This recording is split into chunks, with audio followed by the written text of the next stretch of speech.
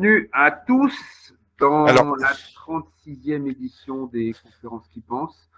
On a la chance aujourd'hui de recevoir Denis Asselin. Denis Asselin, c'est pas n'importe qui, les amis, sur le monde de l'hôtellerie. C'est quelqu'un qui a un parcours assez étoffé, puisque il enseigne depuis plus de 15 ans la gestion, l'économie, le droit dans la filière hôtellerie-restauration.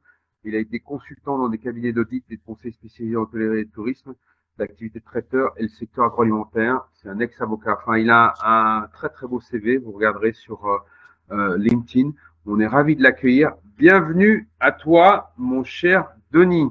Alors, de quoi parlons-nous aujourd'hui? bonjour à tous. Merci aussi d'être présent.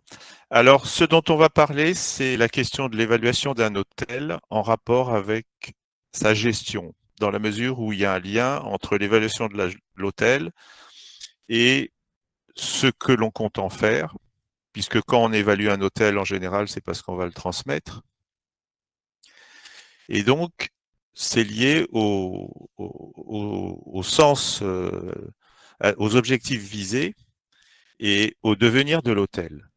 Donc, pour aborder le sujet, je vais commencer par préciser ce que c'est qu'un hôtel et vous expliquer que l'hôtel est défini en France par la loi. Donc, on va voir les deux premiers slides.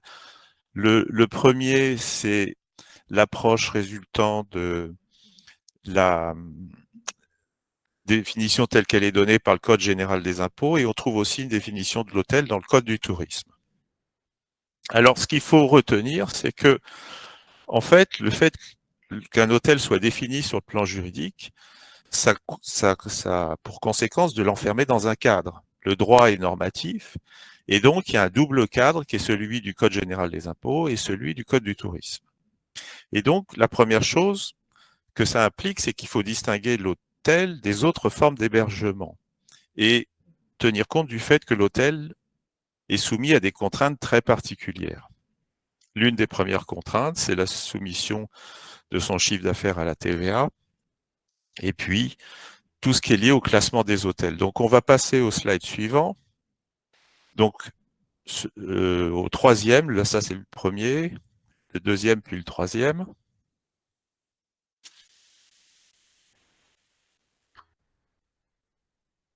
Allons-y. Qu'est-ce qu'un hôtel? Voilà, voilà. Donc la définition du Code général du tourisme, elle est plus contraignante que celle du Code des impôts dans la mesure où l'hôtel offre des chambres à une clientèle de passage pour une durée inférieure à 30 jours. Donc ça permet de distinguer l'hôtel des autres types d'hébergement. Et pour avoir des idées des autres types d'hébergement, on va passer au slide suivant, s'il te plaît. Donc voilà, c'est des photos qui montrent qu'en fait qu'un hôtel ne ressemble ni à un camping, ni à un club de vacances, ni à une auberge de jeunesse, et que derrière ces catégories, vous avez des législations tout à fait différentes. Alors, qu'est-ce qui caractérise l'hôtel? L'hôtel, en fait, est concerné. Il y a un bruit de fond. Voilà, c'est bon, c'est passé. Vous m'entendez ou pas? Oui, oui, c'est bon, parfait. Vas-y, Ok. vas-y, Denis, c'est bon. Ok. Alors, donc, qu'est-ce qui caractérise un hôtel du point de vue de la réglementation? C'est qu'en fait, l'hôtel d'abord dépend du droit des baux commerciaux, puisqu'il y a un bail commercial. Et toute la législation sur les baux commerciaux est très complexe. Ensuite, il y a le droit de la construction, puisque l'hôtel repose sur une structure immobilière, le droit de l'environnement, et puis le droit de l'entreprise, parce que par ailleurs, l'hôtel est une activité commerciale autonome dans un espace très particulier. Donc tout ça explique un double rattachement au Code général des impôts et au Code du tourisme, et en rajoutant le fait que l'hôtel est une activité entrepreneuriale. Donc voilà pour la définition de l'hôtel. Il faut tenir compte de toutes ces contraintes qui sont en fait assez complexes. Et quand on va évaluer un hôtel, il faut examiner tout cela dans le détail. Je vais vous expliquer comment on s'y prend. Donc on a vu les classifications. Donc est-ce qu'on peut passer à la vidéo suivante? Donc la slide, c'est les hôtels par étoile. Oui, oui, oui. Là, on est. Voilà, voilà. Donc ça, c'est facile à lire, c'est simple. Alors en fait, donc la classification par étoile, c'est une norme hôtelière, c'est assez compliqué. Si on rentre dans le détail, euh, il y a environ 250 critères qui permettent de classifier un hôtel, donc ça fait beaucoup. Et les hôtels sont classés de 1 à 5 étoiles. Et vous avez les palaces. Les palaces, c'est pas, ça sort de cette classification, c'est une distinction particulière. En gros, en résumé, les palaces, ce sont les structures les plus luxueuses qui offrent le plus de services et qui ont un caractère exceptionnel. Et donc, en fait, quand on rentre dans le détail des classifications, il y a tout un ensemble de critères. Je ne peux pas les aborder, ça serait trop long et trop compliqué, mais retenez que on tient compte de, par exemple, la dimension des chambres, le nombre de services, enfin, tout un ensemble de choses qui font qu'on peut classer l'hôtel de 1 à 5 étoiles, et puis à côté, vous avez les palaces. Donc, c'est une question de gamme. Plus on monte en gamme, plus les prix sont chers, mais plus les coûts sont élevés. Et donc, si on s'intéresse à la valeur d'un hôtel, c'est assez compliqué parce que on peut s'intéresser aux critères de la rentabilité. Et si vous regardez la classification des hôtels, à la base, les hôtels les plus nombreux, ce sont les 2 et 3 étoiles. Et puis ça a évolué maintenant dans le sens, au cours des 15 dernières années, vers les 3 et 4 étoiles. C'est-à-dire que les exigences de la clientèle se sont élevées et puis il y a des hôtels qui ont vieilli. Donc on les a rénovés et on les a rénovés en tirant vers les prix vers le haut parce que les travaux coûtent cher. Et donc on a développé les 3 et 4 étoiles à la place des 2 et 3 étoiles pour satisfaire une clientèle de touristes surtout, avec une augmentation de la fréquentation des touristes étrangers. Et donc, il y a cette montée en gamme, et c'est fait dans un objectif de rentabilité, c'est-à-dire que quand on augmente les coûts, il faut aussi pouvoir augmenter les prix. Et ça suppose de changer de gamme. C'est ainsi qu'on peut expliquer cette évolution dans la durée. Il faut savoir que la croissance du tourisme en France a été croissante au cours des 50 dernières années et elle a dépassé les, durant les 5 dernières années les 100 millions de touristes par an qui visitent la France. Et donc maintenant, il se peut qu'on soit arrivé à un maximum parce que ça fait beaucoup. Et puis, la croissance du nombre de touristes n'est pas infinie. En tout cas, retenez qu'on est le pays le plus visité au monde, ce qui explique le dynamisme du secteur et le fait que l'hôtellerie, la bonne santé de l'hôtellerie repose largement sur la fréquentation touristique. Donc voilà pour vous préciser le lien entre la classification, c'est qu'est un hôtel par rapport aux autres structures. Et donc maintenant, on en arrive au marché. Donc si vous voulez tenir compte du marché de l'hôtellerie, hein, faut aborder l'offre et puis aussi la demande et le marché. Et donc, quand vous regardez le marché, il faut bien considérer qu'en fait, l'hôtel, ce n'est qu'une forme d'hébergement parmi d'autres. Et vous avez donc, en 2025, environ 16 000 hôtels pour 7 300 campings, des résidences de tourisme qui ne sont pas des hôtels parce que c'est des structures qui appartiennent à des personnes et qui peuvent être louées, mais euh, comment dire, la résidence de tourisme est un intermédiaire entre un appartement et un hôtel. Hein. En résumé, c'est pour aller très vite. Je ne sais pas si vous voyez la différence, c'est-à-dire que c'est pas vraiment une location à la nuitée, c'est une propriété et en même temps il y a des services communs comme un service de restauration ou autre, une piscine ou ainsi de suite. À côté de cela, vous avez les villages de vacances. Les villages de vacances, c'est une invention française dans la mesure où le modèle type, c'est le club méditerranéen qui a été inventé par la famille Trigano, qui est très connue et qui a été copié et qui est assez unique dans son genre et qui est français. C'est une invention française. Et puis à côté de ça, vous avez les auberges de jeunesse. Excusez-moi. Et puis on en vient maintenant au dernier venu dans le monde de l'hébergement, c'est Airbnb qui occupe une place assez importante puisqu'il y a 600 000 logements de proposés et qui a tendance à phagocyter les autres solutions dans la mesure où tout ce qui est numérique a tendance à envahir le domaine physique et proposer des solutions qui vont se superposer aux autres. Donc voilà le marché. Dans quel sens il évolue, on le verra plus tard, mais retenez que l'hôtel n'occupe qu'une part de ce marché qu'est l'hébergement. On va passer au slide suivant. Donc, en résumé, l'hôtellerie, c'est 650 000 chambres. Ça représente 170 000 emplois. Et donc, c'est une activité importante à mettre en lien avec le secteur du tourisme. On va passer à la slide suivante. Bon, alors, la valeur d'un hôtel.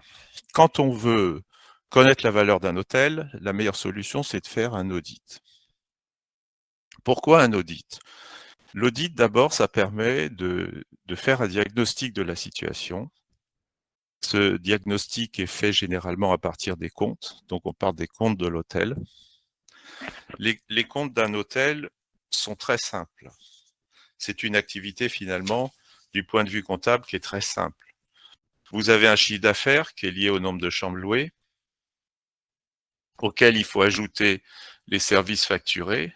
Donc, c'est une multiplication. Nombre de chambres louées multiplié par le prix moyen de l'hôtel. Et vous avez votre chiffre d'affaires auquel on ajoute différents services. Et de l'autre côté, vous avez les charges liées à l'activité. Et les charges liées à l'activité sont elles aussi très simples, puisque vous avez la location de l'immeuble, l'entretien, des salaires, de la sous-traitance, et puis il y a toute l'énergie qui est consommée. En résumé, on en a fait le tour, vous voyez, en 1 minute, et il n'y a pas grand-chose de plus. Alors on peut prévoir, par exemple, la surveillance d'un parking, de la télésurveillance, vous avez des petites choses annexes comme ça, on peut toujours trouver d'autres coûts, mais c'est relativement simple par rapport à bien d'autres activités. C'est beaucoup plus simple qu'une entreprise industrielle.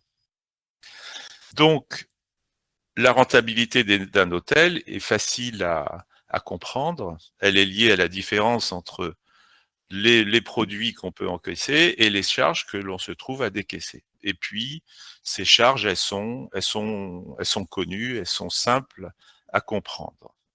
À côté de cela, vous avez quelque chose de plus compliqué, qui est l'aspect immobilier. Donc, il y a deux choses. C'est comme s'il y avait deux métiers réunis en un métier. Vous avez d'un côté la gestion de l'hôtel et d'autre côté, vous avez la gestion de l'immeuble. Et c'est le lien entre la gestion de l'hôtel et la gestion de l'immeuble qui est le plus complexe. Donc, il y a deux possibilités. Soit vous êtes propriétaire de l'immeuble, soit vous n'êtes pas propriétaire. Et donc, en fonction de votre situation, vous allez gérer l'hôtel différemment. Si l'on prend l'exemple des palaces, par exemple, sachez que certains palaces ne sont pas très rentables, mais les personnes qui ont investi dans des palaces ont racheté les immeubles, et ces immeubles sont souvent totalement exceptionnels, et donc c'est l'acquisition de l'immeuble qui intéresse au moins autant que la possibilité de gérer l'hôtel, dans la mesure où on a à sa disposition un actif extraordinaire qui présente des caractéristiques originales et, je vais dire, irremplaçables. Je ne sais pas si vous voyez ce que je veux dire. Donc, selon la gamme de l'hôtel, la clientèle visée et la stratégie suivie, l'évaluation d'un hôtel sera différente, suivant les objectifs de l'acquéreur. Si vous êtes simple locataire, eh bien, vous pouvez avoir des problèmes avec le propriétaire, parce que s'il y a des travaux à faire, il faut accepter de les faire. Ça demande du temps, il faut gérer, donc vous n'avez pas la maîtrise de la gestion de l'immeuble, puisque vous n'en êtes pas propriétaire. Vous pouvez parfois compter sur le propriétaire, parfois ce sera plus difficile. Et si celui-ci fait les travaux, parfois il va chercher à négocier l'investissement fait en accordant une réduction des loyers pendant un temps, et donc là, on tombe dans une espèce de marchandage qui peut bien se passer ou mal se passer. Vous voyez, c'est pas toujours évident d'être simple locataire et être propriétaire uniquement du fonds de commerce. Donc, dans beaucoup d'hôtels, en général, quand on peut, on essaye d'acquérir l'immeuble. Donc, voilà pour la situation. Alors, quand on fait un audit d'acquisition, en fait, on commence par partir des comptes et on essaye de voir ce qu'il y a derrière les comptes. Alors, il y a des choses faciles à vérifier. Il y a quasiment pas de stock. Il y a peu de créances clients parce que, en général, les clients paient comptant, et s'ils paient pas comptant, c'est des clients réguliers. Donc, il y a peu d'impayés. La seule chose qui peut poser difficulté, c'est ce qu'on appelle les non-valeurs, c'est-à-dire des choses qui ont été comptabilisées en actifs et qui vont être redressées, c'est-à-dire on fait une correction pour estimer que ça vaut zéro aujourd'hui. Par exemple, des frais de remise en état qui sont étalés dans le temps. Du point de vue comptable, on va les traîner sur plusieurs années, mais du point de vue de la gestion et de la valeur de l'immeuble, on estime que ça doit être mis à zéro et que ça n'entre pas dans la valeur de l'immeuble. Donc on déduit ça de l'évaluation de l'immeuble. Et après, il faut tenir compte d'autres aspects qui ne sont pas moins comptables, qui sont relatifs à l'emplacement et à l'évolution de la clientèle. Donc, l'idée de partir de la comptabilité et de faire un audit d'acquisition, c'est d'avoir quelque chose qui est vérifiable, compréhensible et, dans une certaine mesure, incontestable. Et à partir de là, on va lier cet audit à un autre aspect qui est la vente, c'est-à-dire qu'il y a un contrat de vente. Et dans ces contrats de vente, vous avez des clauses d'ajustement que sont les clauses de garantie d'actifs et de passifs qui font que si, une fois la vente faite, il y a des soucis particuliers, on pourra rediscuter le prix et vous voyez, l'évaluation qui a été faite pourra être corrigée. Je pense que vous connaissez tout cela. Vous voulez que j'en dise plus ou pas? Sur les Non, clauses non, de garantie. non, c'est bon, je pense que j'ai donne Ok, déjà l'essentiel. ok. On y Alors, reviendra s'il y a des questions après. bon. Donc, voilà. Alors, ce qui est compliqué aussi, c'est que euh, quand on... Maintenant, j'en viens aux perspectives futures. On va passer sur la vidéo suivante. Voilà, what next? J'ai choisi une photo un peu sombre, mais je ne sais pas que je sois négatif. Mais disons que je l'ai trouvé sympathique. Donc, qu'est-ce qui peut arriver? Alors aujourd'hui, ce qui est compliqué, c'est que déjà, la manière de construire a beaucoup évolué. Donc, si vous partez sur de l'ancien et que vous le rénovez ou que vous reprenez une belle construction ancienne, c'est pas du tout la même chose que de partir sur des constructions plus modernes. Chaque solution a des avantages et des inconvénients. Ce qu'il faut considérer, l'aspect immobilier est très important. La question des matériaux, suivant qu'on a de la pierre, du béton, du parpaing, de la brique, c'est pas du tout la même isolation, ça n'a pas la même durabilité, on n'a pas les mêmes possibilités, les mêmes avantages et les mêmes inconvénients. Ensuite, il faut tenir compte du fait que rénover, ça coûte cher, ça a des avantages, mais ça coûte cher. Vous avez aussi le problème du changement climatique. Avec les hautes chaleurs, vous avez des sols qui bougent. Ça peut avoir des conséquences sur les fondations des immeubles. C'est pas à négliger. De la même manière, il y a des moments où il pleut beaucoup. On se retrouve avec des, des, des, des murs qui deviennent très humides. Vous avez souvent des problèmes de moisissure. Ça affecte les toits, les charpentes. Tout ça est non négligeable. Vous avez qu'à regarder autour de chez vous, vous verrez que beaucoup d'immeubles, il y a du verre. Il y a du verre sur les immeubles. Vous voyez que même le long des trottoirs maintenant, il y a de la végétation qui pousse. Il y a vraiment des conséquences liées au changement climatique dont il faut tenir compte. Ensuite, sachez que quand les constructions étaient moins nombreuses, il y avait un art de construire qui s'est perdu. C'est-à-dire qu'on mettait les hôtels dans les lieux où on pouvait bénéficier d'une vue, d'une orientation par rapport au soleil qui était avantageuse, alors qu'aujourd'hui, on construit comme on peut, avec un immeuble en face, souvent, on a moins de lumière. Vous voyez, les possibilités sont pas du tout les mêmes. Il faut tenir compte de tout ça. Et donc, les solutions, le confort n'est pas non plus le même. Et qu'est-ce qu'on voit dans les hôtels modernes? Eh ben, on les met près des autoroutes parce qu'il y a du passage et que ça permet d'avoir des clients. Mais souvent, le cadre n'est pas toujours agréable. L'orientation de l'hôtel n'est pas choisie. Elle est imposée. Et donc, si vous prenez le temps de réfléchir à tout ça, vous voyez qu'il y a une évolution des hôtels, il y a une évolution dans la manière de construire, il y a une évolution dans la manière de positionner et d'implanter les immeubles qui n'est pas négligeable. Et donc, la fonction même de l'hôtel n'est plus la même parce que ça a des conséquences sur la manière d'accueillir les clients, sur ce qu'on peut leur proposer et la manière dont eux, ils vivent leur passage à l'hôtel. Par exemple, si vous allez dans un hôtel qui est en bord de mer, bien placé, avec une vue sur la mer, avec des champs autour, un peu de nature, et vous pouvez pas comparer un hôtel de ce genre, qui peut avoir beaucoup de charme, avec un hôtel situé pas loin du périphérique. Bon, je passe les détails, mais vous comprenez, il faut vraiment tenir compte des changements, de l'évolution des possibilités de construction et de l'environnement dans lequel les hôtels sont placés. Et donc, ça a une importance sur la valeur de l'hôtel, mais aussi sur ce qu'on veut en faire.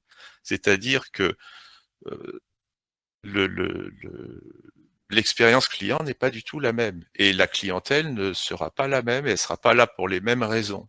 Entre quelqu'un qui va en vacances et qui veut passer un moment agréable en ayant la possibilité d'entendre le bruit des vagues de sa chambre d'hôtel et quelqu'un qui se déplace pour son travail et qui se dit ben moi ce qui m'intéresse c'est l'accès au transport, les services, je veux bénéficier d'une salle de conférence ou je ne sais quoi, c'est pas du tout les mêmes objectifs. Donc il faut tenir compte de tout cela.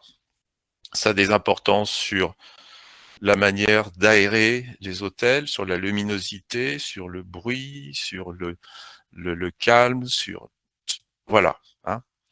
Donc sachez par exemple que la plupart des individus aujourd'hui manquent de vitamine D et sont en déficience par rapport à la luminosité. On manque de soleil.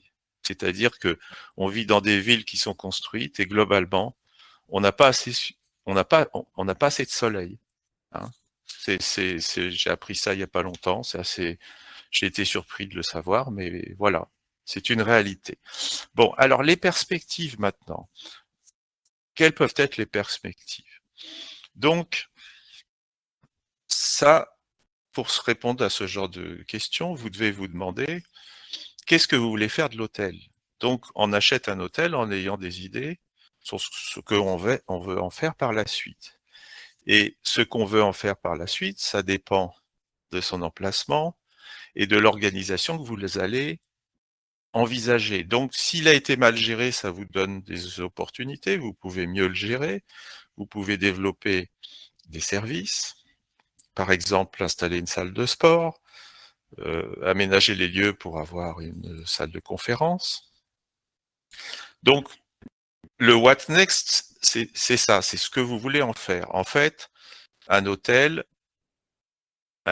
chaque hôtel est différent et c'est ce que vous allez en faire qui détermine la rentabilité escomptée.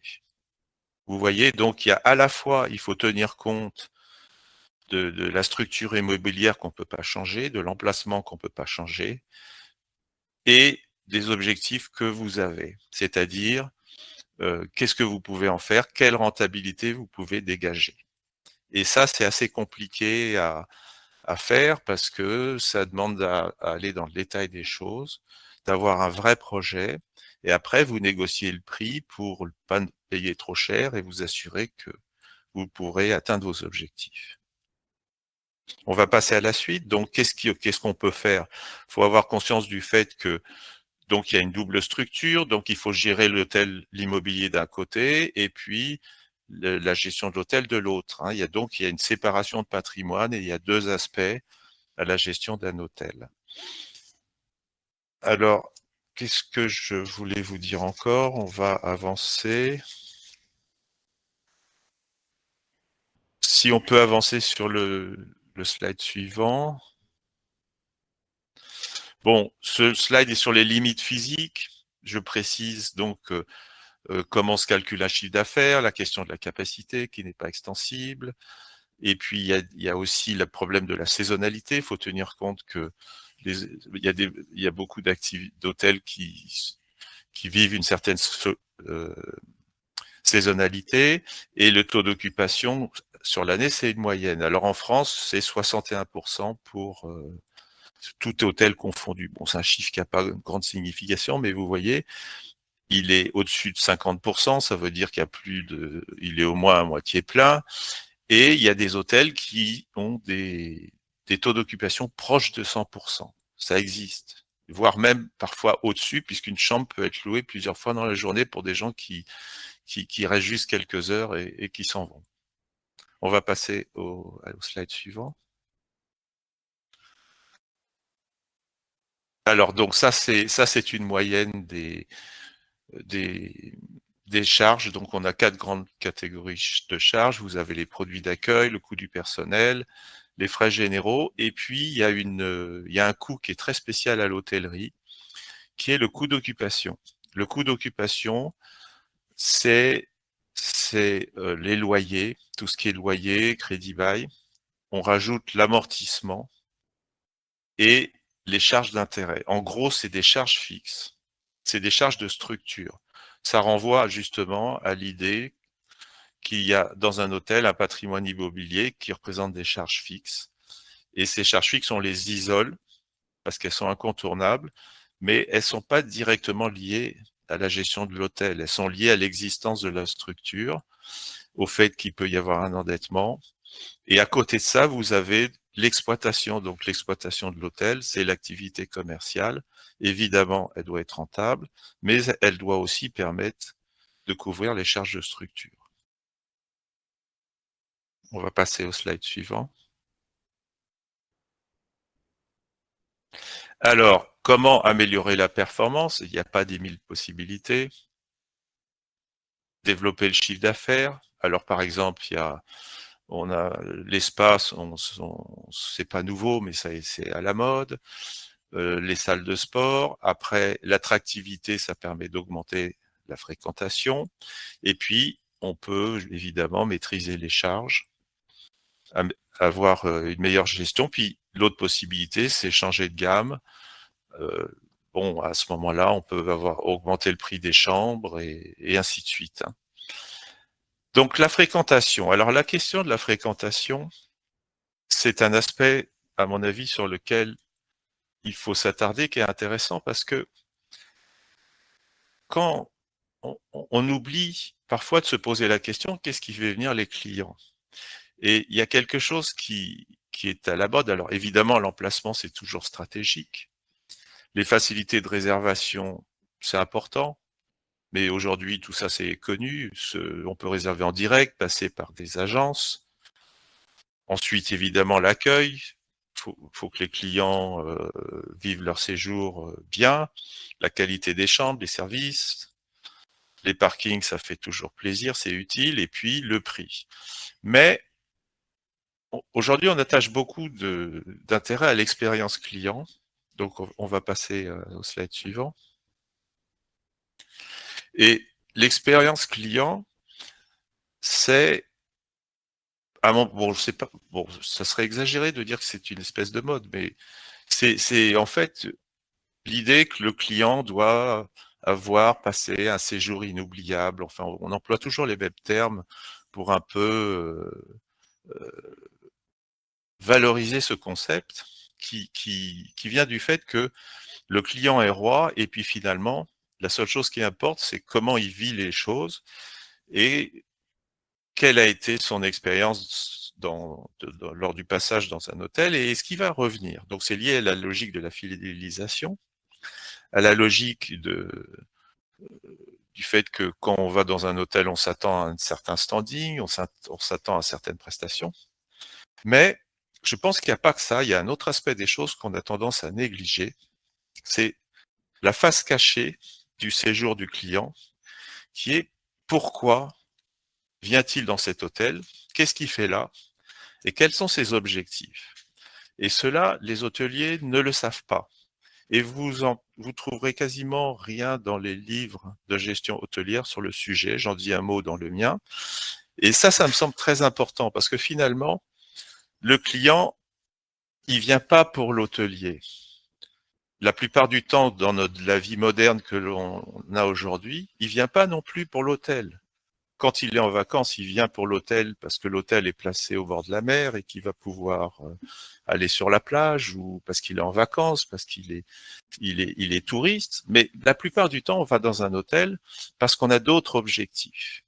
Et à mon avis, il faudrait beaucoup plus tenir compte de ces autres objectifs. C'est-à-dire, on se déplace pour aller voir un client, pour le travail, parce que on sait que l'hôtel est placé près des transports en commun, ou parce qu'il est près de la gare, ou parce qu'on va rencontrer telle ou telle personne.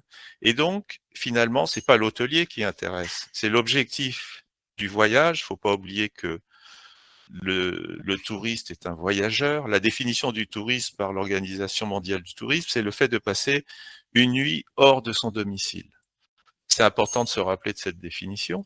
Et donc, qu'est-ce qui fait qu'on va dans tel hôtel plus que tel autre? Bien sûr qu'il y a les caractéristiques de l'hôtel, bien sûr qu'il y a l'accueil, mais il y a aussi le voyage. Et le voyage est souvent une donnée très importante. Donc, on va avancer. Qu'est-ce que c'est que ce voyage? Eh ben, c'est que vient-il faire à l'hôtel? Quel est son objectif? Qu'est-ce que le client vient voir et vient faire?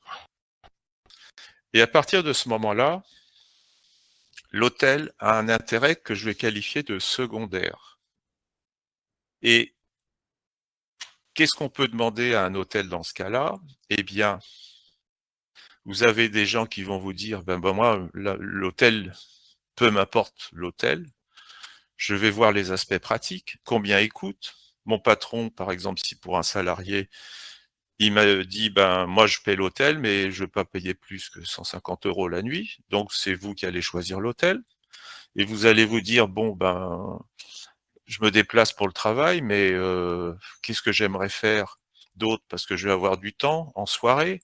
Donc on peut vouloir, par exemple, avoir une salle de sport de disponible, un spa si vous aimez le spa, être pas loin du centre-ville pour aller au cinéma si vous avez envie d'aller au cinéma, des restaurants si vous avez envie de manger ailleurs qu'à l'hôtel.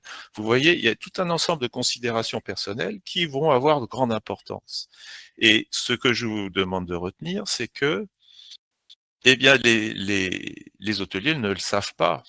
Ils ne le demandent pas, on va pas leur dire, parce que c'est la vie des gens, et ça n'entre pas dans les questionnaires de satisfaction.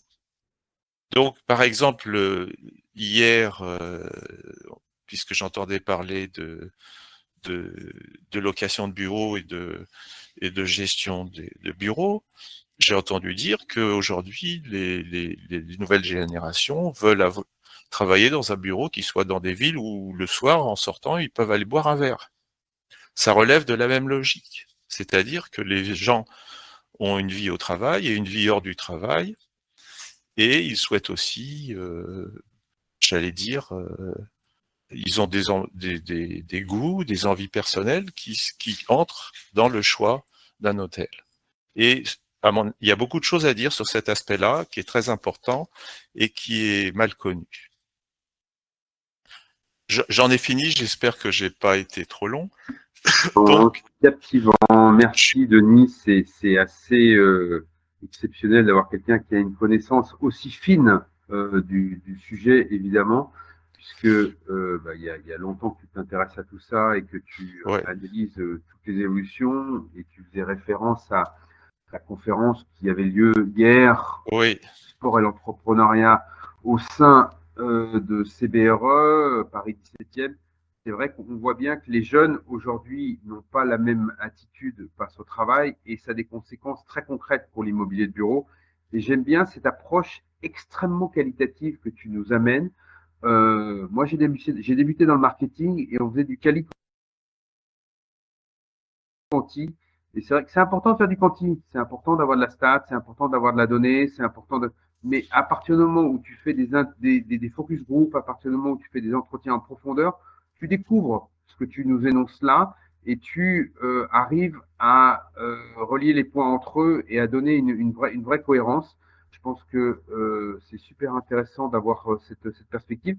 Maintenant, je vais te remercier. On va prendre des questions. Est-ce qu'on a des questions dans l'Assemblée, s'il vous plaît, par rapport à tout ce qui a été dit? Est-ce qu'il y a des choses qui méritent explication ou vous avez des questions précises sur tel ou tel sujet ou vous dites, voilà, à quoi bon évaluer, gérer un hôtel, comment le faire concrètement et on a vu que la France était bien placée, ça on vous apprend rien au niveau du tourisme, mais ça peut être aussi une façon pour tout un chacun d'avoir, en fait, une fois qu'on a investi, un revenu régulier. Une fois qu'un hôtel est très bien géré, c'est aussi cette partie-là qui est très intéressante, c'est que voilà, c'est pas des revenus passifs, parce qu'il y a quand même du capital qui est investi, mais ça y ressemble de très près d'une certaine manière. Est-ce qu'on a des questions dans l'Assemblée? N'hésitez pas, si vous voulez intervenir, vous levez la main ou vous prenez la parole, vous mettez un petit mot dans le chat. Oui. Alors là, on a quelqu'un qui voudrait savoir les perspectives de l'hôtellerie, parce que c'est vrai qu'on voit que l'hôtellerie a été aussi mise à mal quelque part par soit les événements internationaux, soit le contexte franco-français, sans parler des gilets jaunes, mais on voit qu'il y a quand même des mouvements sociaux, on voit que la marmite, elle bout un peu. Comment tu analyses ça, toi, Denis, et comment les hôtels peuvent quand même tirer leur épingle du jeu par rapport à tout ça? Alors, moi, je pourrais dire qu'un hôtel peut avoir une très bonne rentabilité. C'est souvent le cas. Et quand vous dites qu'il y a des événements qui peuvent venir contrarier l'activité de certaines entreprises, les hôtels ne sont pas en première ligne. C'est beaucoup plus les restaurants, euh, les activités qui sont en centre-ville, qui peuvent euh, être gênées par des manifestations, des grèves ou des choses comme ça. Mais l'hôtellerie, non. Alors bien sûr, il y a la concurrence d'Airbnb et puis il y a le fait aussi que euh, le, le pouvoir d'achat parfois est en baisse, mais globalement, si on regarde le fait que le tourisme est quand même très très vivant et il n'y a pas de baisse de la fréquentation touristique, il y a plutôt même le budget du tourisme moyen a plutôt tendance à s'élever parce il y a le luxe globalement, enfin il y a des gens qui ont les moyens de se déplacer. Les entreprises évidemment financent le déplacement de leurs cadres et salariés. Donc de ce point de vue-là, c'est quand même un secteur assez protégé. Alors qu'est-ce qui fait qu'un hôtel marche bien? En fait, pour ça, il faut voir il y a toujours des rentes de situation. C'est-à-dire que la manière dont on installe, on construit un hôtel vise à se créer une rente de situation. Quand vous voyez, par exemple, je vous donne un exemple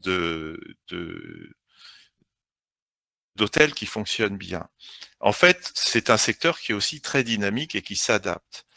Vous voyez, par exemple, il y a quelque chose qui a beaucoup évolué, c'est le transport routier. Si j'ai visité, par exemple, le port de Rotterdam, qui est, je crois, le plus grand d'Europe, alors vous avez tous les containers qui arrivent à Rotterdam. Si un jour vous avez l'occasion d'y aller, c'est franchement impressionnant, toute l'organisation qui existe et la rapidité à laquelle c'est fait. La création du container, déjà, c'est quand même une idée assez exceptionnelle. Et vous voyez tous ces containers qui sont chargés sur les camions et qui partent de Rotterdam et qui vont vers tous les autres pays d'Europe. Et donc après, ils choisissent leur axe routier et vous avez ces poids lourds qui vont, alors ils vont pas toujours sur les autoroutes, il y a des nationales qui sont très bien faites et vous les voyez aller vers le Portugal, l'Espagne, c'est tout un monde. Et vous avez donc les anciens hôtels, c'est-à-dire les routiers. Je ne sais pas si vous savez ce que c'est que les routiers. Mhm, mhm, mhm. Bon, moi, je me suis intéressé à ces questions-là. J'avais un grand-père qui faisait des convois exceptionnels. J'ai même Route nationale 7, Denis. voilà. Et bon, vous avez des nouveaux hôtels qui s'installent en bordure des autoroutes et qui sont des hôtels qui sont pas chers, qui sont construits rapidement et qui sont pleins tout le temps. Et si un jour vous passez par là, en allant près d'Angoulême, arrêtez-vous à Barbezieux. C'est un endroit absolument hallucinant.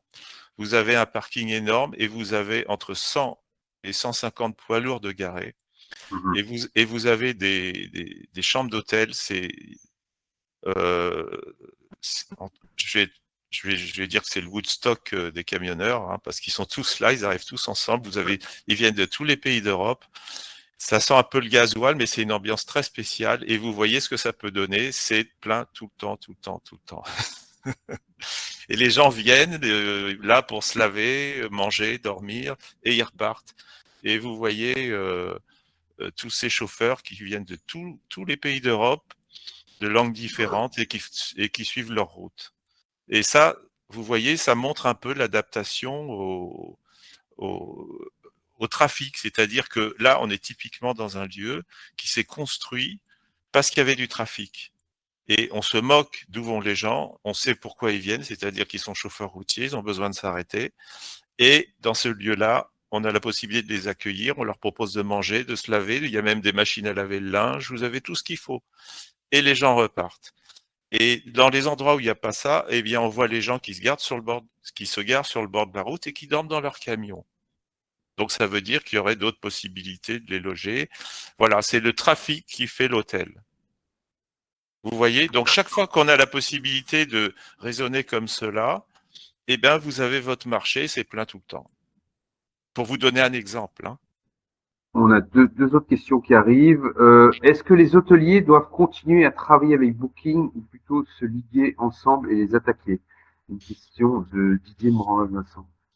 Alors, moi, je pense que il faut la bagarre est jamais la solution. Je sais bien qu'on est dans un pays où on adore la lutte des classes, mais je pense qu'il faut dépasser ce genre de logique. Et en fait, vous voyez, les entreprises comme Booking, de toute façon, elles ont une position qui leur permet de dominer.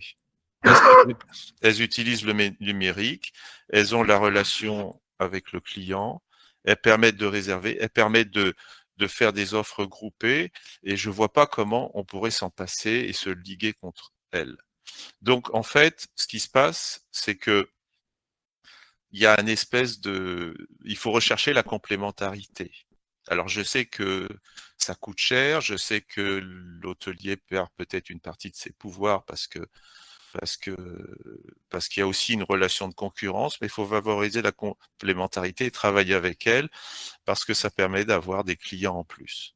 C'est que de toute façon, si on passe pas par ces entreprises, ben on peut se retrouver dans une situation où on a moins de clients. Alors après, il faut voir au cas par cas. Je peux pas te donner de règles générales, mais à partir du moment où elles ont une existence légale et qu'elles se développent, je vois pas comment on peut choisir de faire la bagarre et se liguer contre elles. Surtout on va les remplacer par quoi? Il faudrait que les hôteliers aient leur propre agence de voyage, ce qui me semble pas très réaliste. Ok, merci. Une autre question qui est un peu liée d'une certaine manière à celle-ci. Franchise ou indépendant? Parce que là, derrière, moi, je voyais, par exemple, quand vous êtes hôtelier, ben, Booking a acheté le nom de votre hôtel en mots-clés. Donc, sur Internet, Booking va sortir avant votre propre site à vous. Donc, voilà, la question, elle est aussi dans cet axe-là. Oui. Est-ce qu'il vaut mieux être affilié à un réseau de franchise avec tout ce que ça comporte, de plus et de moins, ou être indépendant et avoir la liberté, peut-être, voilà, en termes de risque, c'est pas du tout la même chose, évidemment. Comment tu Oui, vois les choses? alors je reviens sur cette question qui est très intéressante et qui aussi me permet de voir qu'il y a un petit aspect de mon exposé que sur lequel je suis allé un peu vite. D'ailleurs, je crois pas qu'on ait vu le dernier slide, mais c'est pas grave. Je vais en dire un mot tout de suite. C'est le fait que, vous voyez, si on est indépendant, on n'a pas d'effet de réseau. Et on, on fait des économies parce qu'on n'a pas de somme à payer, soit à un franchiseur, du fait de l'appartenance à un groupement. Ceci dit, il y a des groupements qui permettent beaucoup d'indépendance. Vous avez par exemple Relais et Château, qui sont connus pour cela.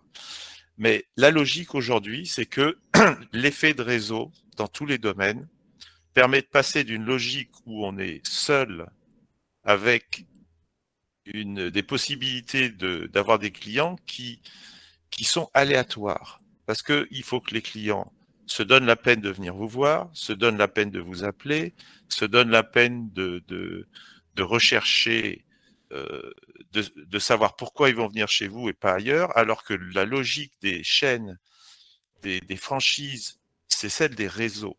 Et la logique des réseaux fonctionne sur le fait qu'un hôtel en recommande un autre, sur le fait qu'il y a une standardisation et donc les gens savent exactement à quel service s'attendre, et les entreprises, elles recherchent la sécurité. Elles se disent, ben moi j'envoie mes salariés dans telle chaîne parce que je connais ce qu'on leur propose, je connais les prix. Et puis il y a aussi des logiques de partenariat.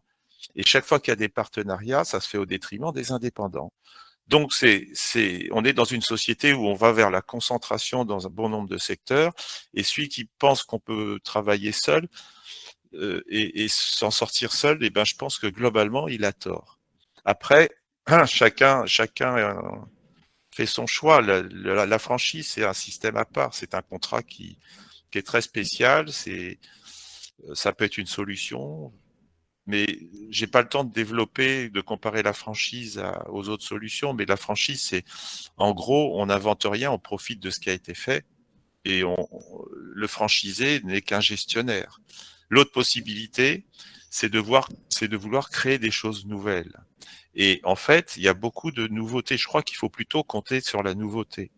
La nouveauté, c'est difficile à réaliser, mais en même temps, c'est la solution qui présente le plus de perspectives. Parce qu'on crée un service nouveau et donc on permet d'avoir un marché nouveau. Je pense par exemple aux solutions comme le Coffice, c'est-à-dire que c'est des hôtels qui font à la fois bureau et puis hébergement. Vous avez aujourd'hui des systèmes de mixité, les hôtels situés dans des centres de vacances. Je pense que l'avenir est plutôt dans la nouveauté.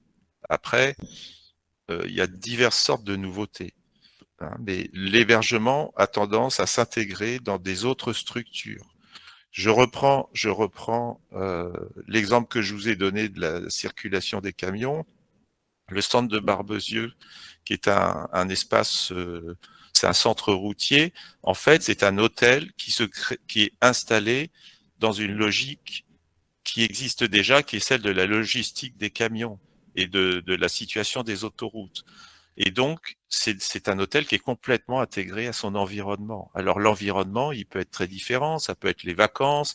C'est le cas des hôtels situés près des aéroports, et ainsi de suite. Et je pense que l'avenir, c'est ça. C'est-à-dire que les hôtels devront chercher à être le plus possible en accord avec leur environnement. Je ne sais pas si j'ai répondu à votre Ouais, question. ouais, si, c'est captivant et c'est assez singulier et très éclairant comme Ju- réponse. On Juste a, juste un vas-y. mot. Si vous voulez, à la base, l'environnement des hôtels, c'était le fait de descendre de la gare. Donc, vous avez des hôtels de la gare, c'est-à-dire qu'on allait à pied de la gare à l'hôtel. L'hôtel, il était en centre-ville, et ainsi de suite. Et aujourd'hui, il y a beaucoup plus de types d'environnement, c'est-à-dire la proximité de l'autoroute, l'environnement de vacances, les villages de vacances, les aéroports et ainsi de suite. Et donc, la question de l'environnement est très importante. Super, merci. Voilà. Juste pour comprendre, parce que évaluer et gérer un hôtel, il y a évidemment une question de rentabilité.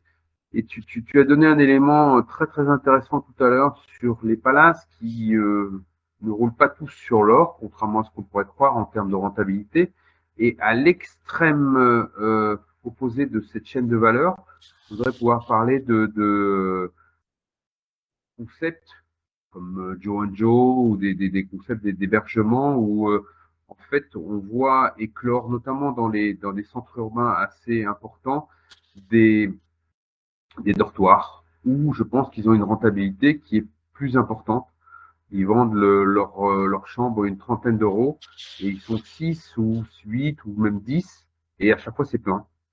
Comment tu vois évoluer ce nouveau mode de logement et est-ce que ça peut être une belle opportunité en termes d'investissement aussi? Alors, les hôtels low cost se développent, mais enfin 30 euros, ça fait pas beaucoup. Souvent, c'est un peu plus cher. J'en ai vu là à Barcelone, j'en vois à Paris, Joe and Ah, Joe, ils sont voilà 30, 35 euros. alors, oui, après, il y a ce qu'on... Oui, Mais ils font 200, 300 par nuit, par chambre, parce que avec le oui, monde qui sont il y a du dedans, monde. Alors, c'est plein à chaque fois, à craquer.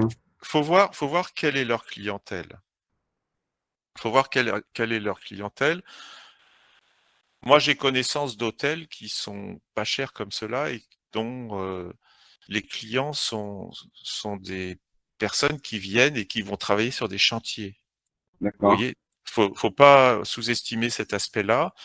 Les grandes sociétés de construction envoient Mhm. tous les gens du bâtiment à l'hôtel. Là, Quand c'est il, plus des quand- voyageurs, je pense, des jeunes voyageurs. Joe and Joe, je crois vous d'ailleurs avez, que c'est une oui, enseigne Joe de chez Joe, Accor, si je dis pas de bêtises. alors c'est situé dans les villes, oui, c'est des jeunes, mais ça ressemble un peu aux auberges de jeunesse quand même, hein. Exactement, On c'est se la même rapproche, chose. Ouais.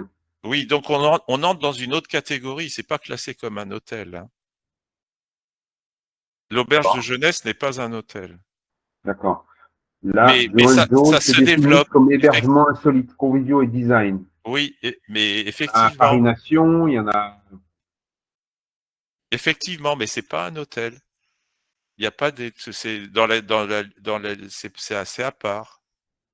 Alors ça se développe parce qu'effectivement, les jeunes sont prêts à partir, les étudiants qui veulent voyager. Aujourd'hui, vous avez beaucoup d'étudiants qui voyagent plus qu'avant. Ils partent en groupe, ils s'organisent et ils vont dans ce type de structure qui se rapproche de l'auberge de jeunesse. D'accord. Vous avez ça, alors l'UCPA, c'est un centre de vacances, mais Hmm. c'est un peu la même logique. Oui, il y a effectivement une clientèle pour les jeunes parce que sinon c'est trop cher. Ouais. Ok, C'est super. On arrive au terme de notre émission. Juste pour boucler avec différents éléments que tu as abordés. À un moment, tu as quand même parlé en contrepoint de la saga Trigano. Et si je dis pas de bêtises, ils sont maintenant entrés. Euh, il a revendu, ils avaient Mama Shelter. Et oui. maintenant, ils se relancent aussi dans les hôtels. Donc, voilà. Qu'est-ce que tu penses, toi, de Mama Shelter? Parce que je trouve le concept quand même assez intéressant. Est-ce que... Alors, ce que ce que je pense, c'est en fait, si vous voulez, il y a quelque chose qui est en train de changer. Je reviens sur le monde du travail, c'est-à-dire que si vous voulez, maintenant, on est dans un. D'abord, il y a le problème de comment dire, de la conciliation du travail et de la vie privée. C'est-à-dire qu'aujourd'hui, vous Mhm. avez des générations qui font qu'elles ne veulent plus consacrer leur vie qu'au travail, ce qui est un grand changement. Donc, elles pensent à leur vie au travail et ce qu'il y a après le travail. Et donc, le sens même des hôtels, ça donne un sens nouveau aux hôtels. C'est-à-dire que quand les gens vont aller à l'hôtel, ils vont se dire, ben, d'accord, j'y vais, je travaille, je suis obligé de me déplacer, mais qu'est-ce que je fais après? Moi, j'ai le souvenir quand j'étais dans l'audit et que je me déplaçais pour mon travail, je me retrouvais avec des collègues de travail à l'hôtel. Alors, c'est pas qu'ils étaient pas sympathiques, c'est pas, je leur fais aucun reproche, hein, mais on se retrouvait parfois à l'hôtel et puis, franchement, on s'ennuyait parce que, on passait des heures à table, on n'avait pas toujours grand-chose à se dire ou alors on parlait du travail et on pouvait avoir envie de faire autre chose. Et en fait, on faisait pas autre chose tout simplement parce qu'il y avait rien à faire.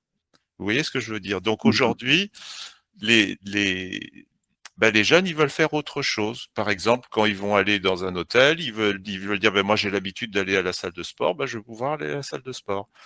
Je veux faire autre chose de mon temps. Ou alors je veux aller dans un lieu où je vais rencontrer du monde, où je vais m'amuser». Donc ça veut dire que la signification de l'hôtel n'est plus la même et le talent de monsieur Trigano, c'est d'abord parce qu'il a eu l'expérience, des clubs et le club, c'était un lieu de fête, c'est un lieu de Mhm. rencontre ou d'un lieu Mhm. où les familles pouvaient aller et s'amuser et lui, il a toujours privilégié la convivialité et une certaine, mixité des usages. C'est-à-dire que quand vous allez au club Méditerranée, les gens y vont parce qu'ils aiment le club, mais ils y vont pas tous pour les mêmes raisons.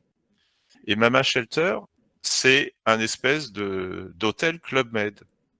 Vous voyez, Mhm. c'est ne serait-ce qu'en raison déjà de la décoration, de ce que de la manière dont sont installées les tables, les chaises, c'est-à-dire qu'il y a des très grandes tablées, il y a de l'ancien et du moderne, Mhm.